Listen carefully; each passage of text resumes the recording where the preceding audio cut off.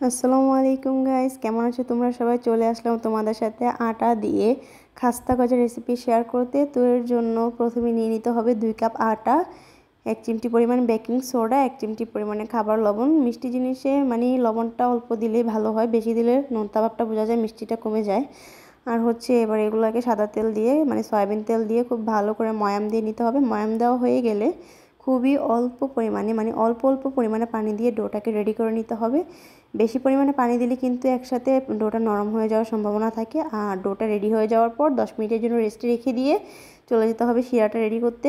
তো 1 কাপ চিনির জন্য আমি 1.5 কাপ পানি দিয়ে নিয়েছি আর একটা এলাচ দিয়ে ভালো করে শিরাটাকে ফুটিয়ে নিয়েছি। অবশ্যই শিরাটা খুব ভালো করে ফুটে গেলে মানে একটু ঘন হয়ে গেলে এটাকে নামিয়ে নিতে হবে। আর এটাকে এক সাইডে রেখে দিয়ে আগে থেকে রেডি করে রাখা ডোটাকে আমি একটা প্লেটে তেল ছড়িয়ে নিয়ে ওটার মধ্যে দিয়ে ডোটাকে হাতের সাহায্যে চেপে চেপে চেপে চেপে বড় করে নিয়েছি। এবার এটাকে আমি মাঝখান দিয়ে কেটে একটার উপরে আরেকটা দিয়ে আঙুলের সাহায্যে চেপে চেপে সাইডগুলোকে খুব ভালো করে চেপে চেপে লাগিয়ে নিতে হবে।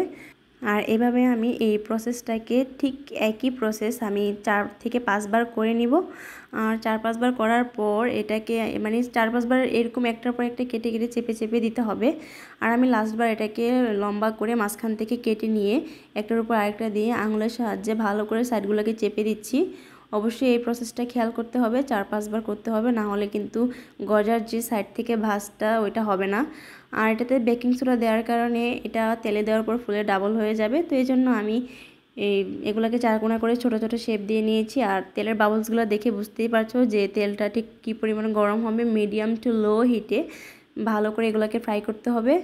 আমার সময় লেগেছে 10 মিনিট ফ্রাই করতে। তারপর হচ্ছে আগে থেকে রেডি করে রাখা শিরাটার মধ্যে দিয়ে 10 মিনিট ঠিক সেম প্রসেস মানে সেম আগুনে মিডিয়াম টু লো হিটে এগুলোকে ভালো করে ফুটিয়ে নিতে হবে। ফুটিয়ে নামিয়ে নিলে দেখতেই পাচ্ছ গজার ভেতরটা ঠিক কেমন হয়েছে, খেতেও কিন্তু দারুণ হয়েছে।